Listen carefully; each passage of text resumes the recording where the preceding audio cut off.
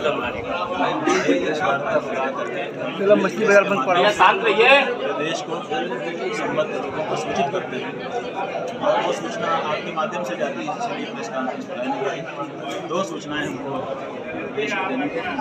एक, पिछले दिनों जब जगत गुरु शंकराचार्य महाराज के आदेश पर छठ हुए प्रभु जो ज्ञानवापी उनकी पूजन के लिए हमको भेजा गया और हम पूजा के लिए जा रहे थे। यहाँ के वाराणसी जिला प्रशासन ने हमको रोका, बलपूर्वक रोका, मठ के अंदर घुस करके रोका और लंबे समय तक नहीं निकलने दिए। 108 घंटे निरंतर बिना अन्न बिना जल हमको रहना पड़ा। 5.5 किलोमीटर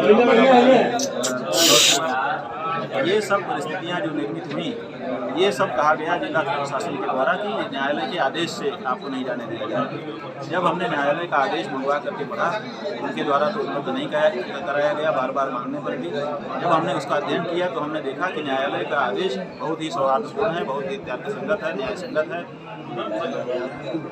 सुप्रीम कोर्ट, उच्चतम न्यायालय भारत का कह रहा है कि ज्ञानवापी में जो शिवलिंग मिला है उसका ड्यूली प्रोटेक्शन हो, पक्षकारों से जिलाधिकारी बात करें और उनकी धार्मिक परिपालनाएं सुनिश्चित करें, ये और एप्रोप्रिएट अरेंजमेंट करें, ये उन्होंने कहा।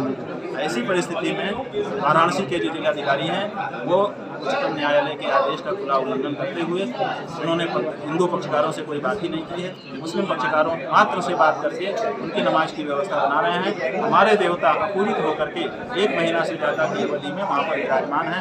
हमारी इच्छा है, हमारी माने हम 100 करोड़ से अधिक सनातन धर्मियों की इच्छा है, हमारे धर्माचार्य का आदेश है कि पूजा करो, लेकिन हमको पूजा नहीं करने दिया जा रहा है। तो ऐसी परिस्थिति में हमने उनको नोटिस दिया था, 7 दिन प्रतीक्षा की, उन्होंने नोटिस का जवाब देना भी उचित नहीं समझा है।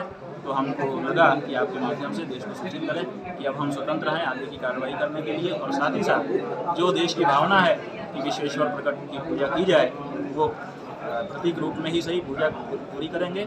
7 लाख जो भारत के गांव हैं, 7 लाख गाँवों के द्वारा और 4 लाख जो शहरों के मोहल्ले हैं, उनको मिला करके 11 लाख स्थानों पर क्रमशः कम से कम एक गांव की तरफ से प्रतिदिन पूजा होगी। ज़्यादा भी हो सकता है, माहौल बढ़ेगा तो ज़्यादा गांव में भी होने लगेगी, लेकिन एक वेबसाइट बना करके सब में उसको दर्ज किया जाएगा और ये पूजा भगवान की प्रतीक पूजा कल से आरंभ हो जाएगी।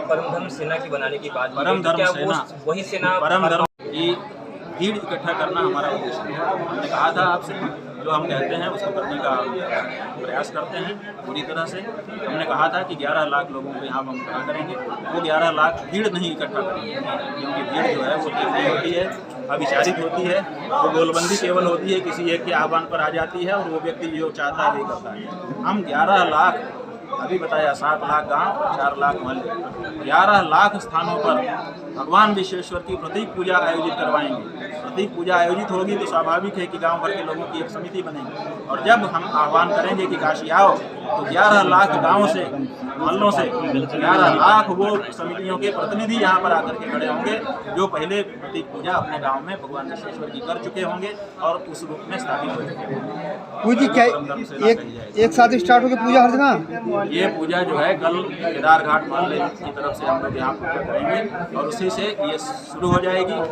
प्रतिदिन पूरे देश से, यहाँ जिस गांव से हम लोगों से संपर्क बनेगा वहाँ पूजा होगी।